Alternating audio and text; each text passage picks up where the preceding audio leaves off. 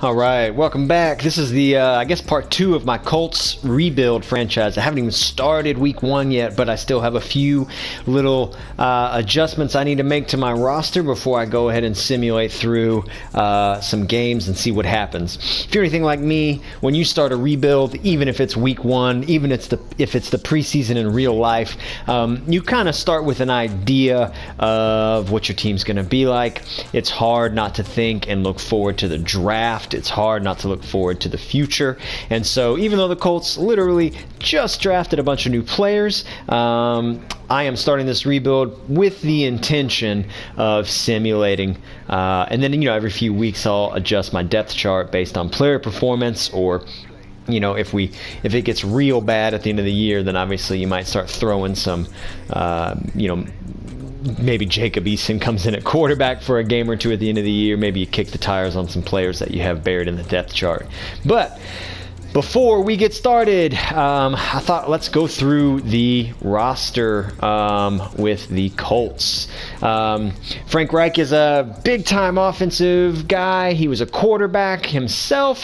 He was, I think, the offensive coordinator when Nick Foles beat Tom Brady in the Super Bowl. I think that Super Bowl win said a lot more about Peterson and Reich than it did about maybe Nick Foles, but I think it goes to show that when the Colts are signing players like Phillip Rivers, or locking up players like Jacoby Brissett, they think that they can maybe make some headway with not subpar, but less than superstar quarterbacks. So the Colts, you know about Rivers, you know about Brissett. I'm interested in Jacob Eason.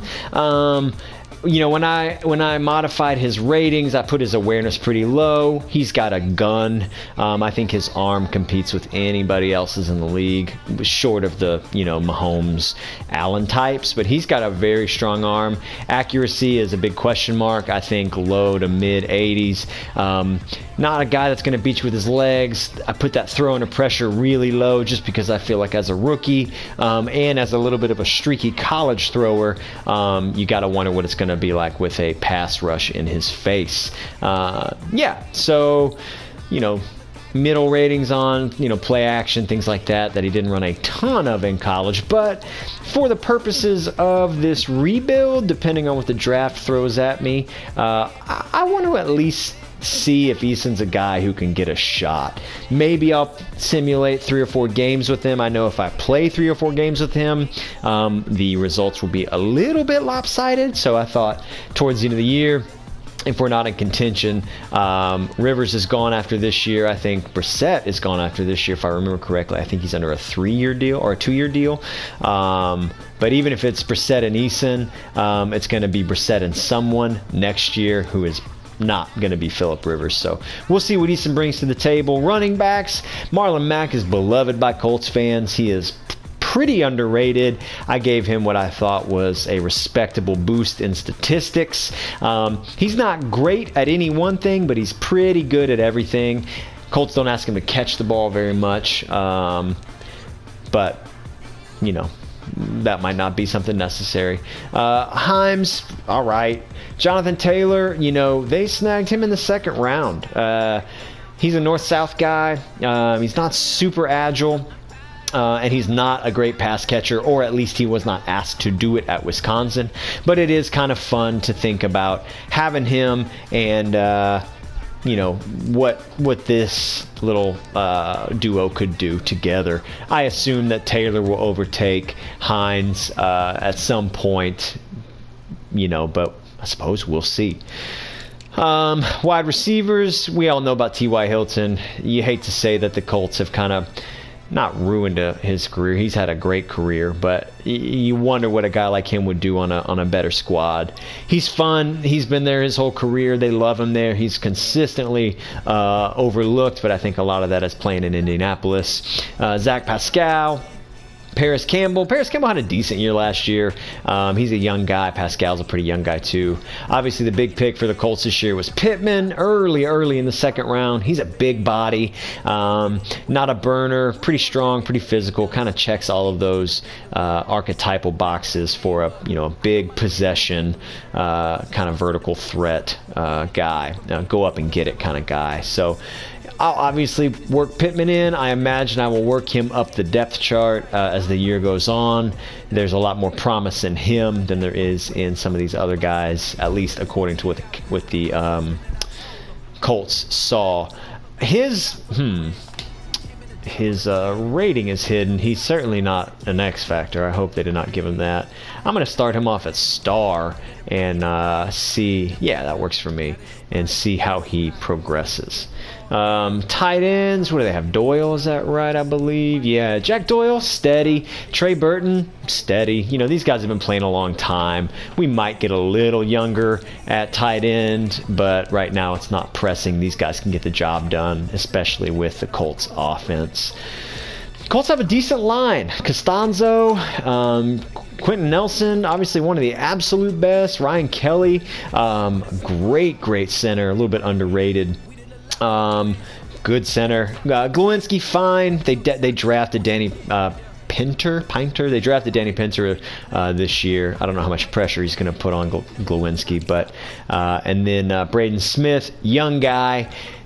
Decent. Right tackle is obviously a pretty important position, but he's only been playing for a year or two, so we're gonna let him play and see how he does. Obviously, that's something we could be looking for in the draft next year as well. Defensive side of the ball, Toure and Houston. Houston's a vet. He still gets the job done, but obviously the pass rush from the outside, we could stand to improve that over time. Big acquisition this year was DeForest Buckner. Colts traded their first rounder for him.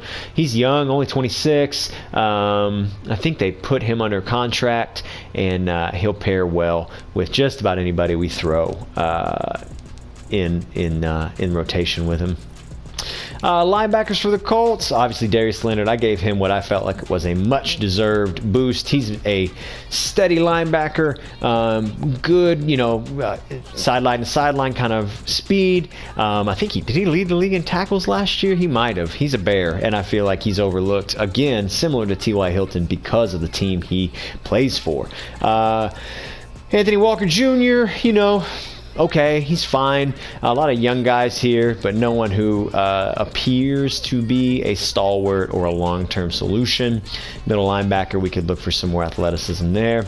And then Matt Adams is another young guy. They drafted Jordan Glasgow out of Michigan, but questions here as well. All of these guys, especially with Madden, they've got the speed, they've got the acceleration, and they've got decent tackling. They're good enough, but when it comes down to it and you need those guys who are better in coverage, who can really make the plays on the edge, we'll probably look to upgrade there eventually as well. Corners, Kenny Moore, pretty underrated player. Colts are happy he's there, I know that. Rock Ya-Sin, they love him. I know they reached for him last year in the draft. They didn't feel like it was a reach, but I know a lot of teams did, and he rewarded them with what I think is pretty steady play. Playing at Temple, not playing against super high-level players, it makes sense to me that there's a little bit of a learning curve there, but I know that they like him. Star rating for him seems to make sense to me. They got the veteran here with Xavier Rhodes. He's been a little streaky in his career, but honestly, between these three, that's a decent secondary, decent cornerbacks. Isaiah Rodgers out of Massachusetts is the only rookie they've got there. Decent speed, but of course predictably low. Everything else, awareness, play recognition, pretty tough to get those coverage skills up. You want to see those up at least 10 points before he's a realistic option for replacing some of these guys. So I like to play man coverage. I prefer man to zone only because I'm better at it, and these guys sort of line up pretty well with that. That said, zone coverage isn't too far off from any of them either. So happy with the secondary there. Happy with Malik Hooker. decently young guy. They like him there. He plays at an average level. Maybe replace him one day, but he is certainly not someone that we need to be in a rush to replace. And then Tavon Wilson, definitely, this is a position that I think we could stand to upgrade as well as we go. So Colts are in decent shape. You know, this is a team that seems like it's not playing to win a Super Bowl. They've got some young guys like Nelson and Leonard that they could hopefully build for a brighter future around, but I don't think anyone's going to say that Justin Houston and Phillip Rivers and some of these older guys are going to be around for when the Colts do turn that corner. We'll see what happens this year. The other thing is the coach scheme. Reich runs a kind of a West Coast scheme. He is a big offensive mind, a respected offensive mind, and, you know, West Coast kind of spread the field horizontally, high percentage throws. You want your receivers to be able to kind of run after the catch, not taking a lot of big shots, not relying on, you know, freak athleticism from your quarterback. You just want someone who is efficient. This is why Brissett made so much sense for them last year. This is why Rivers, with maybe a little bit more savvy than Brissett has, makes sense as well. Though, of course, you have to think an offensive-minded coach like he is going to be interested in a long-term answer at quarterback. So I will stay within the West Coast system. I am happy to make adjustments to my scheme based on my players and personnel, but I'm committing to his offensive playbook. I feel like that is fair in franchise mode. Don't just hop into franchise mode with Team A and turn them into a team that you already know how to play well. I'm going to stick with Indianapolis's playbook, and that playbook is a West Coast playbook. So the fit, 61, 65, 61%. But it appears here that the power run has the most fit player-wise, even though the zone run seems to have a higher percentage scheme fit. So I might run this power run. I'm missing a route runner at receiver. I don't have an improviser at quarterback. I don't have that power back, though I would kind of argue that Mack and Taylor are more known for their running power between the tackles, running north-south than anything else. So I'm going to stick to that West Coast system. I might move it over from the spread to the power run, rely on maybe that running attack with Taylor and Mack, and then see if I can work in some good throws to Doyle, to Hilton, maybe to Pittman as we get going, though Pittman is not a huge West Coast piece. He's just not the guy to kind of make plays after the catch. Tampa 2, I'm going to admit to y'all, I am not super savvy with the Tampa 2. I know it's a 4-3 defense, so I'm going to stick around the 4-3. You know, but I, according to Madden, have, there we go, 4-3 under, 80%, base 4-3, 75%. 4-6 is always a better scheme fit for every defense, I think, because it combines both 3-4 and 4-3. But we'll see. He's got me in Tampa 2. It doesn't seem to fit too well. I might just hop over to a base 4-3. That allows me to also assess players a little bit better. Strengths of the Colts to me are secondary and D-line. This 4-3 under has the most strength, I think, for the D-line, though we did send a first rounder for Buckner at defensive tackle, and I think the base 4-3 seems to suit him the best. So we're going to run a base 4-3 instead of the Tampa, wherever that went. Maybe we lost it. That's okay. We're going to stick to that West Coast. So that is how we're going to get started. And I think from there, we've just got to look at... Oh, well, we were going to look at contracts. I guess we got to simulate a week to look at player contracts. Set a season goal. If we're going to be realistic, I think the Colts would be super thrilled to win 7. Low stakes, I know, but no one's thinking that the Colts are going for a Super Bowl win. Let's advance the week. All right. And we beat the Jaguars. What do you know? Beat the Jaguars. All right. Well, I thought that we would be able to look at team needs and contracts.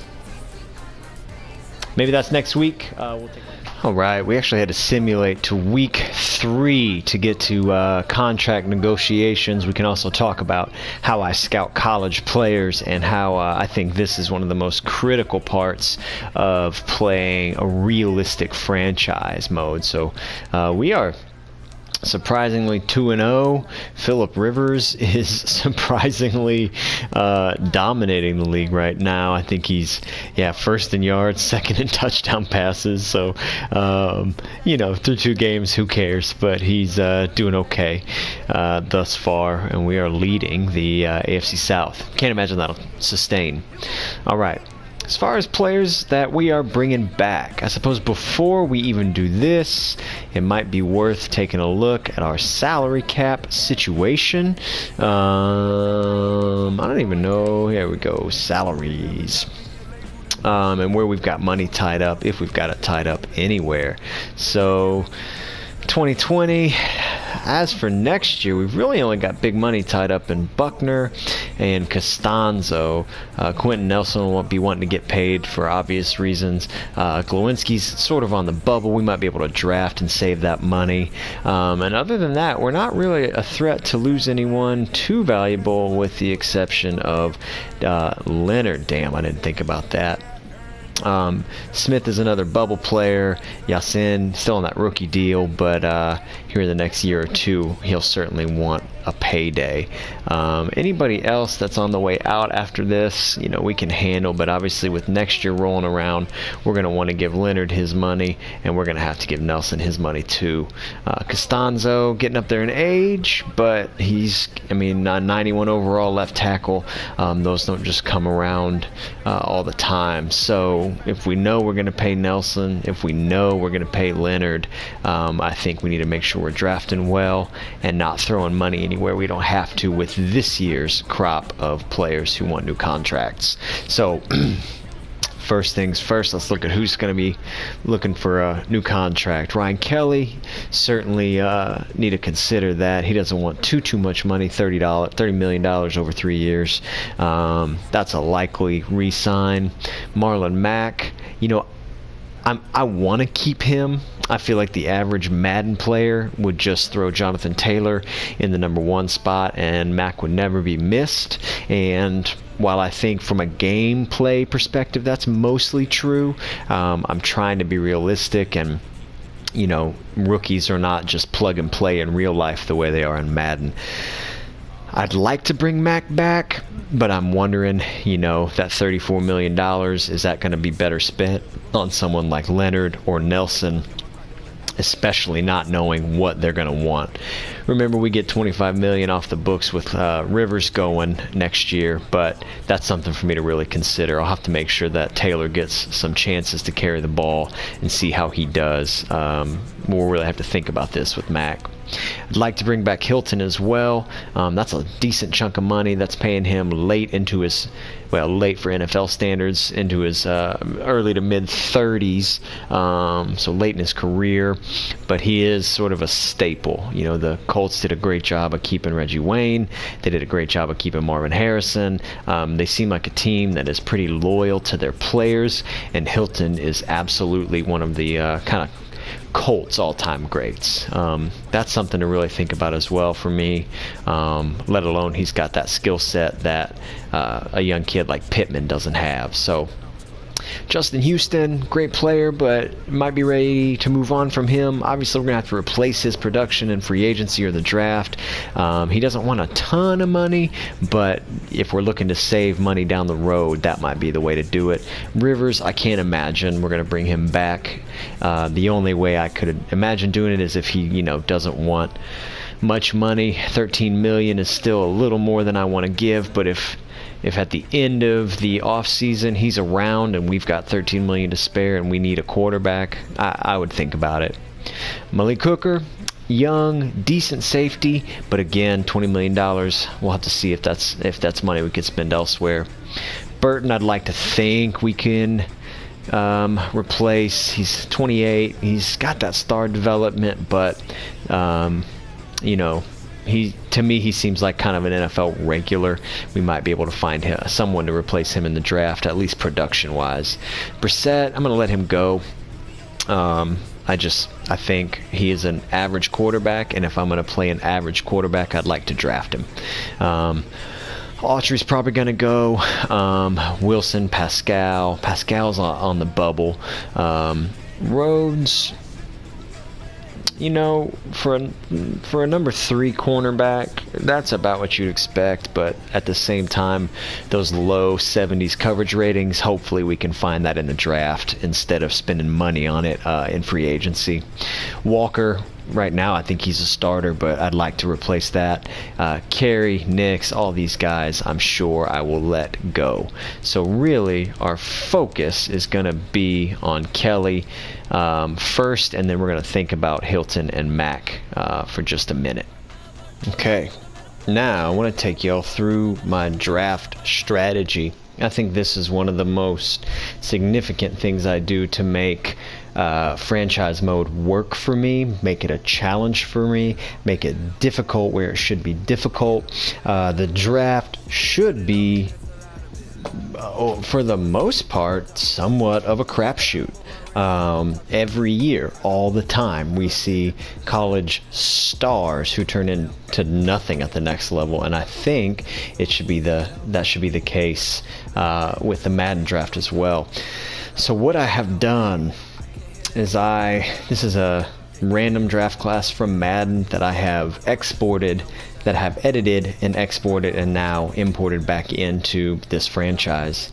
I have taken drafts from I think the mid 90s to last year, and I've gone over pick by pick what picks were stars, say at least a couple Pro Bowls, what picks were average players, just perfectly capable, standard, fill the position for a few years, probably don't get that second big contract, but they're good enough. And then what players were total busts, the Tim Couches or the Ryan Leafs or the Manziels or the Courtney Browns or the on and the on and the on and the on. And I have basically edited draft classes to mirror exactly what former NFL classes had. And so I don't change the position, but for example, in the 2000 NFL draft, in the 6th round with like the last pick, Tom Brady got picked. And so what I did is, in my mirror of that draft, whoever the last ranked player in the 6th round got an X factor, got a little bit of a stats boost, and is going to be somebody's surprise pick in round 6. Depending on what draft I took this from, if the first round pick in whatever draft it is a perennial All-Pro, this Josh Givens guy is going to be a perennial All-Pro. If the first round pick in this draft was Jamarcus Russell, this Josh Givens guy is going to be a total bust. Injuries, I remember Peter Warrick coming out of college was an absolute unit, but he couldn't stay healthy. And I think the Bengals took him 4th overall. And so if this draft was Peter Warrick's draft, this Cam Laws guy is going to be a bust. He's still going to show first round grade. He's still going to show first round ability, but he's going to be a bust. And so that's what I do to keep it honest. I never unlock their skills. I don't unlock I don't scout them at all, because I just feel like Madden gives too much of an advantage to scouting. So what I do is I just rely fully on the draft board as it is ordered, and fully on chance. I draft for every team, and so I try to draft honestly and accurately, and as much as some teams don't value, some teams might have this Thompson kid above this Givens kid, and I'll take chances like that. But I feel like what happens in Madden is I'm picking 10th overall in the first round, and I know that this 5th round Jeff Tucker kid has a early first round grade, so I draft him. And that almost never happens. I'm willing to go 1 round up, You know, Jalen Hurts was taken a little early this year, second round. He probably was like a third rounder, but the Eagles thought if I don't get him now, I won't get him.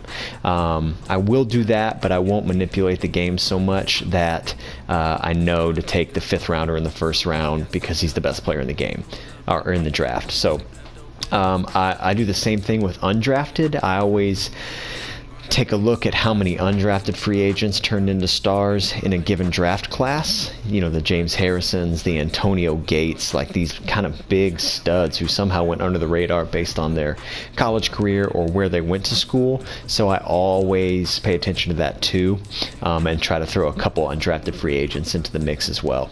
That's how I do the draft. I really recommend it. I'm going to try to get these draft classes posted, but I think they will help you. They are accurate. I try to line up skills that should be lined up. You know, as far as receivers and their speed, their agility, their acceleration, their hands, you know, the 99 speed, 99 acceleration, who's 5'9", shouldn't have a higher, you know, catch in traffic than a 6'4", 230-pounder, or your traditional slot receiver. Just things like that. I try really hard to line up the skill sets to match the actual player profile. So yeah, when I'll draft, it'll be a total crapshoot. I don't know, obviously. I don't remember every prospect. And so for me, if next year I decide to draft a quarterback, maybe I've got a first rounder to spend. I don't know if these 4 players are going to be stars or if these 4 players are going to be total duds. It totally depends on the draft that I modeled this after, and that is what makes this fun. You don't ever want to be the team with like the quarterback carousel, but the fact of the matter is with the NFL draft, you just don't ever know what you're going to get. And so come draft time, I'll do a video of this. It's a ton of fun, and it really adds a little bit of suspense to what goes into a realistic franchise. So that is how I do the draft class, and we'll see a little bit more of that later. All right, so we're in week 4. We are somehow a 3-0 football team. The Titans are a game behind us at 2-1. The Texans are somehow 0-3. I wonder if maybe they've got an injury or something like that. But we are playing pretty good football. Rivers is especially 71% completion, throwing for 360 yards a game. He's killing it right now. Not what I expected. Max doing pretty not doing great. 3.8, that's pretty low. Taylor hasn't really seen the ball much. I might need to replace Hines and Taylor just to get him some carries, since we don't know if we're going to re-sign Marlon Mack. On the receiving end, Pascal's having a great season. We haven't seen a whole lot out of T.Y. Hilton, but man, Pascal's got 5 touchdowns in 3 games.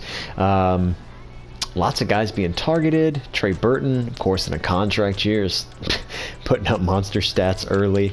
On the defensive side of the ball, cornerbacks or secondaries they're making a lot of plays. I wonder if we're just not getting the pass rush to get to the quarterback or get to the ball carry on the run game enough. But secondary's making a lot of plays. Leonard has 9 tackles through 3 games. That's 12 through 3 games. Not amazing, but okay. Sacks so far, Buckner's earning his paycheck. I would say 4 in 3 games is pretty good. That would stretch over the course of a season in a pretty successful way. He's also got a pick. 2 picks for Rhodes. So not a whole lot off the defense, but I mean, we are a 3-0 club. So we're going to hop in real quick and make some offers to a couple players who want new contracts.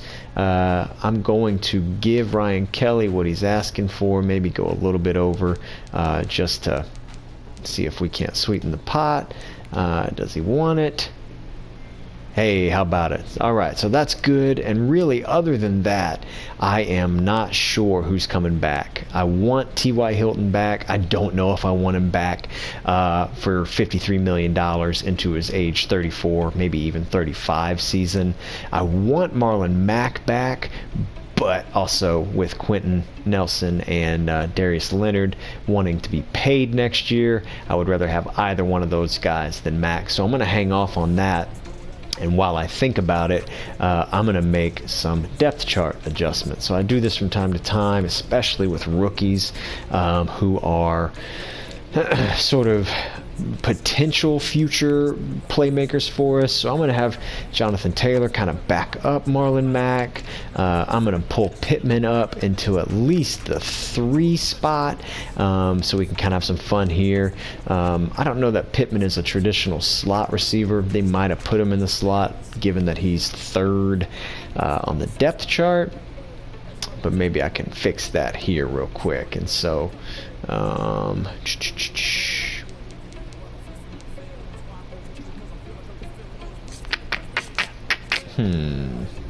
we'll see.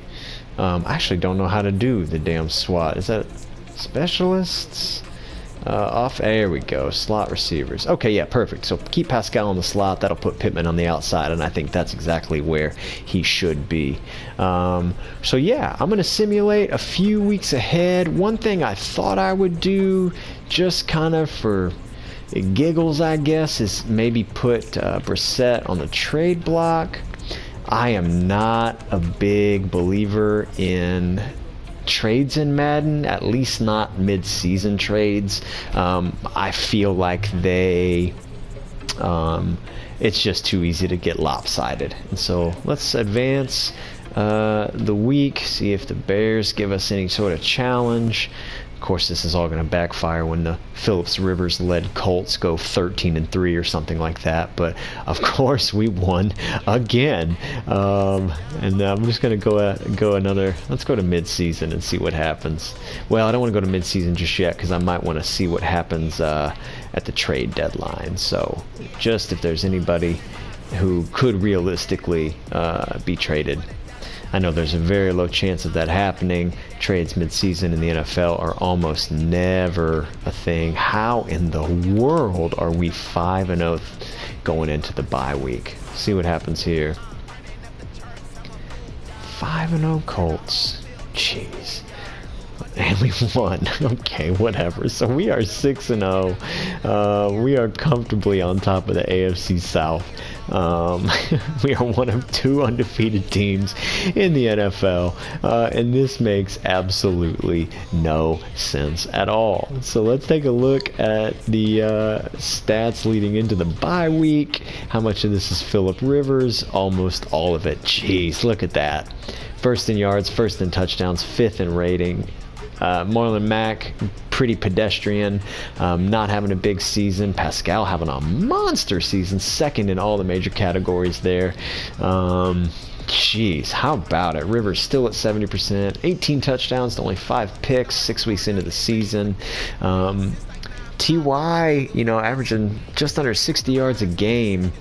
That might make it reasonable for us to move on from him. Pittman not seeing the ball a lot. Still hasn't got into the end zone. Seems like Pascal and Burton are eating up the possessions, the catches. I like that. This is sort of West Coasty. Spreading the ball around kind of horizontally more than vertically. Doesn't really look like we're beating anybody in a major way. Himes is averaging 17 a catch, but he's only got 8 catches all game or all season. So, yeah. Wow, how about that? The long is 86, and that's probably only one play or one time. The rest, yeah, we're not really spreading the ball, throwing the ball downfield too much. On the defensive side, let's see here. Secondary, doing okay. Kenny Moore's got 1 pick. That's about it. Malik Hooker's got his hand on 1. Rhodes still has those 2, but I think he had those in the first couple weeks. Gone through 6 games. Buckner's got 5 sacks. You take that from a defensive tackle any day. Houston's got 3. Leonard's got 2. Tackles for a loss. Okay. Yeah, so, geez. The 6-0 Colts, Phillip Rivers led 6-0 Colts. We'll see how things go moving forward. The only other thing I wanted to check real quick is the trade block. We certainly don't need a QB right now. Wow. Niners would not be putting him on the trade block right now. This is exactly why I do 32 team control, because I just do not think that someone like Mostert would be on the trade block. Certainly not mid-season. Certainly not at his position. Receivers. Yeah, I just almost never think it's realistic to trade mid-season. There's so much that goes into understanding schemes and zones and making sure that you fit a particular team, that unless it's just a totally athletic position like cornerback, for example, I just almost will never do it. So I'm definitely going to skip through and go to the mid-season point and see how things look. I guess that's only 2 weeks away, but we'll see what happens in that one game, unless we're going to go 16-0. Okay, so we are at week 17. We are 11-4. We are absolutely a playoff team, top in the AFC, actually, as it stands right now. That is unbelievable to me. It is the last week of the year. If we kind of pay attention to the stats here, kind of see where everyone is. Rivers kept on his trajectory, 37 touchdowns, 6 picks, throwing to almost 70% completion percentage, 300 yards a game. Damn, I mean, that's vintage, if not maybe best season of his career. I'll take it, I guess. Marlon Mack is closing on that 1,000-yard kind of area. That's about what he's averaged his first couple years in the league. I might, because we are a playoff lock, I might start Jonathan Taylor just to see what kind of game he has. I might start Jacob Eason just to see how he does. Just with eyes to the future a little bit. Defensively, our tackle leader is Rock Ya-Sin, and Leonard didn't get his hands on the ball quite as much as he has the past few seasons. He did get 6 sacks, though. I will take that. 10.5 sacks is most for DTs out of Buckner, so that first-round trade, as much as that can be a bummer in Madden to not have that fun first-round pick, has certainly paid off. Interceptions, yeah, Ya-Sin got a couple, Moore got a couple, Rhodes got a couple. Doing pretty good. Decent amount of deflections. They have allowed a pretty large amount of catches, though I will say Xavier Rhodes only 27. I do have to wonder though how many throws he had against him. So yeah, we're a playoff team, surprisingly. I took over the Colts thinking that they would be a lock for a pretty good rebuild, but this is kind of fun because as soon as Rivers goes, a lot of this goes with it. So what I'm going to do here is, even if just for one game, I'm going to start Jacob Eason, and I'm going to start Jonathan Taylor. No way in hell the Colts would do both of those things. If you're going to start one, you're certainly going to keep your veteran for the other. But I'm going to start them both and just sort of see what they can churn out. I'm going to... Pittman's going to be there a while anyway. He was there basically the first pick they had last year. So I'm going to start those two, see if we somehow win that football game. I cannot imagine we do, but let's see what happens in week 17 against, I think it was the Jaguars. I might be able to hop back in and look at statistics. So week 17, and of course we won that game. I couldn't tell you how. Let's see how at least Eason did. He didn't have any stats before last season, or before last game. Jeez, 60%, not very many yards, only 186, but he threw 2 touchdowns, didn't turn the ball over, took 4 sacks. Sounds like a rookie to me. Jonathan Taylor, I don't know if I can get a game-by-game breakdown of how he has played. In fact, if I can, I don't want to waste y'all's time looking for it, but we won that football game. So those are 2 guys to think about.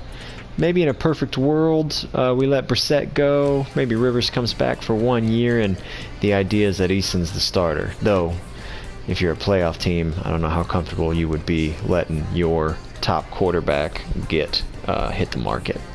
So I got some things to think about. Before we start the playoffs, I think maybe we should look at the awards for the year. Colts, #1 offense in the game. MVP this year was Matt Ryan. 6 and 10 Bucks. Wow, how about that? 10 and 6 Chiefs, 6 and 10 Patriots. So neither one of those guys had a lot of success in their new home. Wentz looks like he put together a healthy season for the first time in his whole life.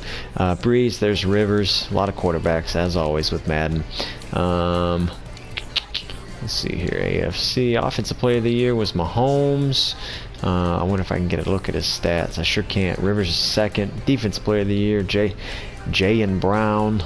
Wonder if Buckner made the list. He did make the list. How about that? Herbert was Rookie of the Year. Chargers got 6 wins. Burrow, 4 wins for the Bengals. I like that. That's what I like to see. I adjusted the rosters so that the game would play honestly.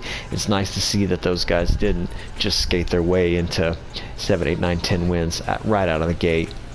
Clyde Edwards-Helaire, that doesn't surprise a lot of us. I think people expect him to have a great year with the Chiefs. Jerry Jeudy down there. There's Pittman. He didn't have a super strong season, but there's Taylor too somehow. So we know that Defensive Rookie of the Year sometimes, or Offensive Rookie of the Year, sometimes a little bit of a crapshoot. But hey, they're on the list. I'll take it. Defensive, Logan Wilson. We all saw that coming. Patrick Queen, that seems more realistic. Kenneth Murray. Dame Delpit tore his Achilles last week, so it certainly won't be him this year, but I don't think there's a Colt on the list. That's all right. Rivers took home best quarterback. Jacobs took home best running back. Mack third on that list. How about that? We'll have to check his stats. Pascal, there he is. Keenan Allen, much deserved. I feel like he gets overlooked a lot. Offensive line, there's our boy Nelson. There's Ryan Kelly, earned that contract. There's Costanzo. I feel like this is a little bit of user bias, but cool to see those guys on the list. Buckner third on that list. No other Colts. Dang, Leonard didn't make the list at all. He had a little bit of a down season, but maybe that'll just make him more affordable next year. And then how about our secondary? None of them seem to do well enough to merit a lot of attention. So pretty good. Let's see what Leonard's stats were for the year. Not Leonard, excuse me. Max, 12th in the league, 28th in touchdowns, 8th in carries. Yeah, I mean, 1,000-yard season without a lot of receptions. We can let him walk, I think, pretty safely. Sad as it is to say that. I think same thing with Hilton. You know, decent production, but not something like $50 million production as a 30-year-old receiver. So we're going to lean pretty heavy on Pascal. We're going to lean, if we re-sign him, we might lean on Burton. I think we'll probably re-sign him unless it's too late. I might have passed my window to re-sign these guys. I know that. Yep, I sure did. So we're going to hop into the playoffs. I'm going to simulate a couple rounds. I feel like at some point this ride has to end, right? So let's see what happens. All right. Well, thank God we lost to the Chiefs in the AFC Championship game. It's Chiefs-Saints Super Bowl. That doesn't surprise too many people. And in a way, I'm glad to see us lose. I can accept the narrative that maybe a Renaissance Phillip Rivers takes the Colts to the playoffs. I think I can accept that. I don't know that I can accept that they win or even go to the Super Bowl with teams like Baltimore and Kansas City in that division. So I think this is a best case scenario for the Colts. Kind of fun for Rivers. I would like to see him hang it up after this season, because if he doesn't, I'm certainly going to be left with a little bit of a tough situation regarding our quarterback. Rivers made the Pro Bowl. Mack made the Pro Bowl. Must be a down year for running backs. Pascal made the Pro Bowl. Costanzo, Nelson, Kelly made the Pro Bowl. I wonder if Buckner made it. He sure did. First DT1. How about that? And that is probably going to be it for us. Man, I tell you what, that's pretty good for a Colts squad. So I think we ended up going something like 13-3, if I remember correctly. 12-4 and lost in the AFC Championship game. Got a good thing going with our offense. Let's go ahead and sim to the Super Bowl, see who wins, and then we'll kick this offseason off. All right. Chiefs beat the Saints in the Super Bowl 28-18. I was sort of hoping that the Saints might be able to pull it off just to see Drew Brees get another Super Bowl win in his last season. He did indeed retire, but it looks like Mahomes threw 4 touchdowns, won the MVP, Super Bowl MVP, that is. I'm all right with that. Chiefs Saints sounds reasonable to me. I've got some tough choices to make. Before I hop into the off season, I need to negotiate for the last time with some guys. I'm going to let Mac walk. I think $37 million is a substantial amount of money for a player that I don't have to have, so I'm going to let him go. Ty, $36 million over 3 years. I'm torn about that. He's already regressed to an 84, and I think that Pascal, significantly younger, wants 20 million. Got some choices to make there. As much as I love Hilton, I don't think I'm going to take him for that price. Maybe if I'm lucky, he will slip through in free agency and be available to me on the other end. Houston, I think I'm happy to let him go. I can maybe pick up him or a similar player in free agency. Hooker, I don't know. Rivers, I don't know. Burton, I don't know. Brissett, gone. Autry, I think I can replace that production maybe through the draft. Wilson, gone. Oh, there he went. Yep. Rhodes, gone. So my questions are Rivers, Hooker. Rivers and Hooker, those are the two.